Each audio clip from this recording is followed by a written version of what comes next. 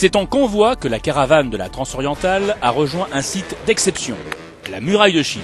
Les autorités chinoises avaient parfaitement préparé cette arrivée et c'est sur cette autoroute entièrement réservée à la Transorientale que l'ensemble des concurrents ont rejoint la muraille de Chine à 80 km de la capitale, Pékin. Un accueil impressionnant qui conclut 17 jours et 10 000 km de course. Le bilan de cette première Transorientale avec René Medj. En moto, ça a été fabuleux parce que ça a changé de vainqueur pratiquement tous les jours. Il y a une bagarre à 3 et c'est pas celui qu'on pensait qui est sorti, mais c'est très proche. En voiture, il y a eu beaucoup de rebondissements parce qu'il y a eu des plantages, il y a eu beaucoup d'erreurs et ça fait que les classements ont beaucoup changé. Vigouroux était en tête à un moment, il s'est retrouvé presque en fin du classement, il est remonté. Enfin bon, il y a eu des changements absolument extraordinaires.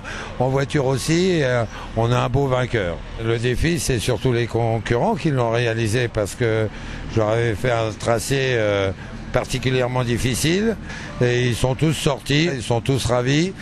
Et ça, c'est ma grande récompense. La grande récompense d'un organisateur, c'est de voir ses concurrents avec le sourire et surtout comprendre qu'ils ont traversé 3 des plus grands pays du monde et surtout la Chine avec un accueil absolument exceptionnel, malgré les problèmes des Jeux Olympiques, malgré le tremblement de terre avec ses 100 000 morts, malgré les inondations. Et ils nous ont même autorisé à rentrer des hélicoptères français pour la première fois sur le territoire chinois. Donc rien que pour ça, chapeau à la Chine. C'est une grande leçon que la Chine donne au reste du monde. La Transorientale, ça veut bien dire ce que ça veut dire. Normalement, l'année prochaine, on retourne à Pékin. Il n'y aura pas les Jeux Olympiques, ça va être complètement différent.